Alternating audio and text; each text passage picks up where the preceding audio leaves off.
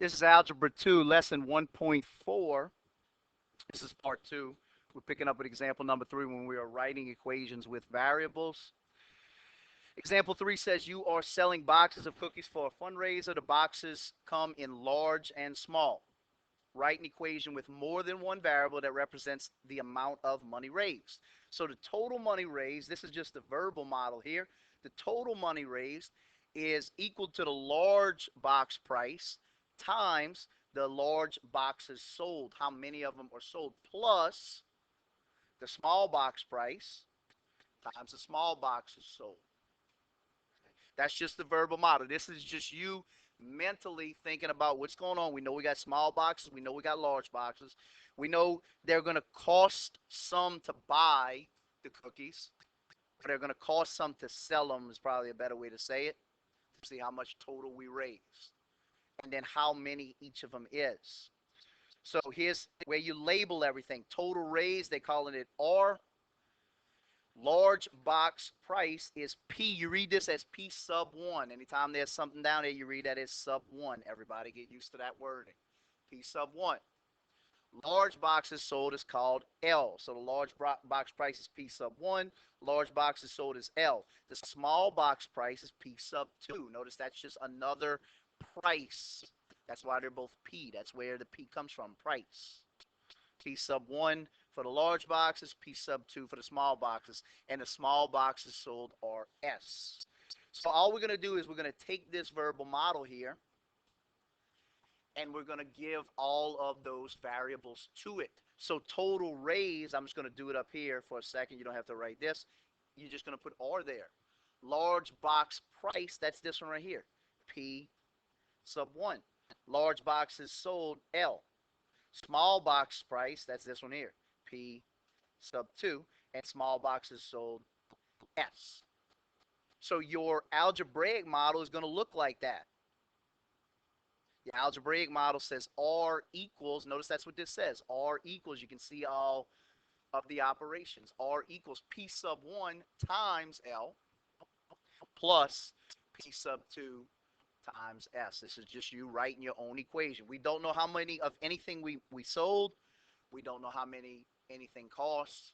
All we're doing is writing an algebraic model to represent it or to model the situation of selling these boxes for the fundraiser.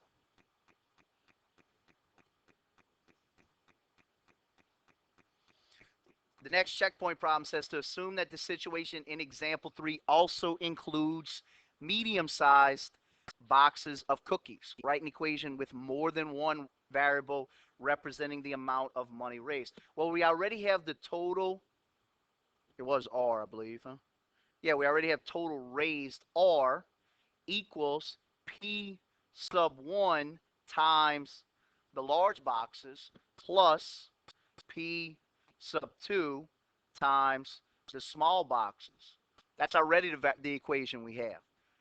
It says assumed also that there's a medium size amount of cookies or a medium sized box. So we got small ones and we got large ones. We'll simply just say plus.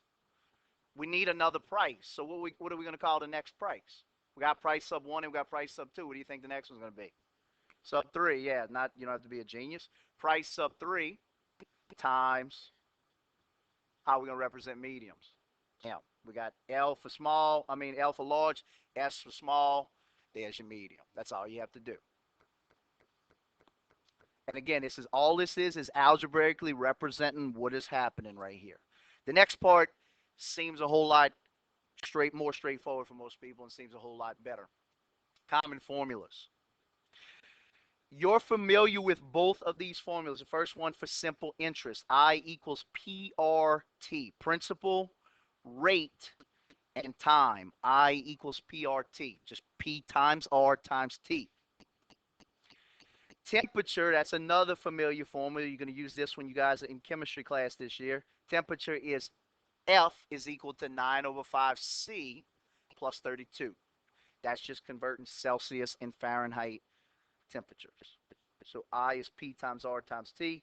F is 9 over 5 times C plus 32.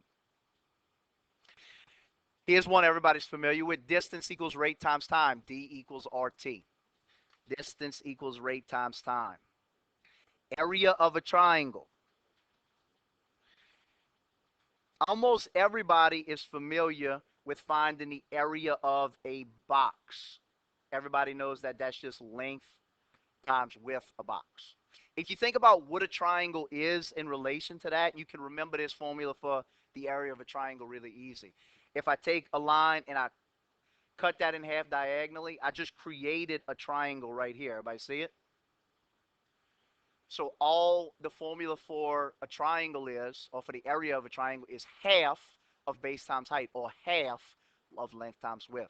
So if you remember the formula for an area of a box, like this one, length times width, then you can easily remember the area for a triangle, half length times width. They call it base and height, but remember, it doesn't matter what order you multiply in. So half times length times width, half times base times height. The perimeter of a rectangle, we know that that's the distance all the way around something. The formula is just 2 times one of the sides, the length, plus 2 times the other side, the width. Remember, it doesn't matter which one you call length. It doesn't matter which one you call width. And then the area of a trapezoid. This is the one a lot of people forget. This is an easy one to forget because it's got a lot of stuff involved in it. The area is half base sub 1 plus base sub 2 times height. This is what a trapezoid looks like. It looks like a triangle with the top cut off. That's what a trapezoid looks like. So it looks like this. That's what a trapezoid is. When it says base sub 1, they mean this one. When it says base sub 2, it means this one here. But again, it doesn't matter what order you multiply in. So you just add the top and the bottom, multiply it by the height. This is going to be the height of a trapezoid. This, when it's a right angle. That, not this length here. And then it's half of all of that. That's the hardest one for most people to remember. And then the last formula you got to know are two. These are usually easy. The area of a circle is pi r squared. And the circumference is diameter times pi, or 2 times the radius times pi. Remember, the diameter is all the way across the circle. The radius is halfway across the circle. So 2 times the radius just gets you all the way across. So here's just the alternative formula that a lot of people use. Diameter times pi is the same thing for circumference. Again, none of these formulas should be new to any of y'all. None of them. You might not remember the area of a trapezoid again because that's the one everybody kind of forgets. But y'all have seen and used all of these formulas numerous times throughout your math career. This is just kind of refreshing them for you. Here is rewriting a common formula. In example number 2, and the stuff y'all had to do for homework, some of y'all chose to plug the value in and just solve it that way. Some of the rest of y'all chose to get the variable by itself. Right here, you have no choice. You can't just plug the value in. You have to get the variable by itself. It tells you to solve for C. What that means is you want to get C by itself. So just treat it just like a regular equation. You have F equals 9 over 5 times C plus 32. You want to get C equals all by itself. So you subtract 32 first on both sides. So now you got F minus 32 equals 9 over 5 times C. And then you get 9 over 5 times C to go to the other side by dividing by 9 over 5. You do that, you do this. And so now you have all of that. So here it is in each step that you need to copy. F minus 32 equals 9 over 5 times C.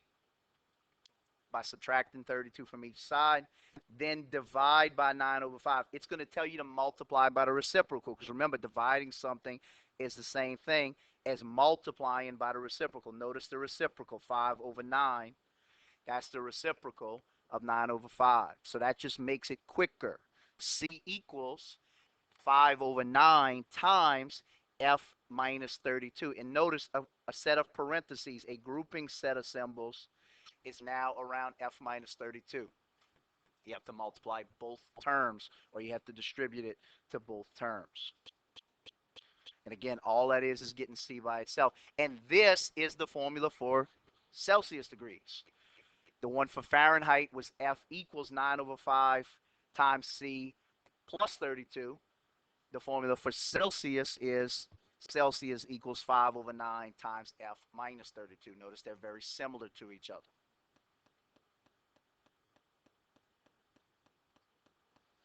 Okay, here's the formula right here. It says the formula for the area of a triangle equals area equals half base times height.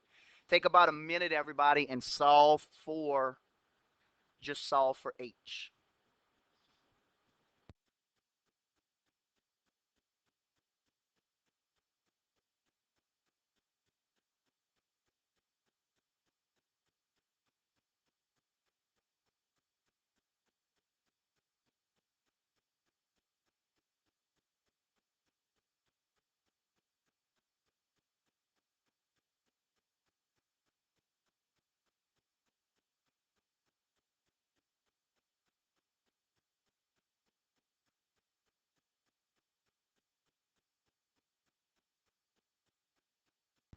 I know I said a minute. I got to go a little quicker. We're about to run out of time. Um, area equals, you can read this as area equals base over height divided by 2, because that 1 doesn't really do anything. In order to cancel out divide by 2, you multiply both sides by 2, this one and this one.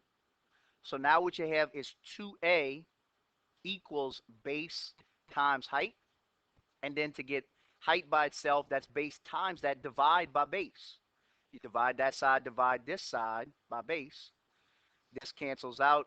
Now you got h by itself equals 2a over b. And there's your formula to get height by itself.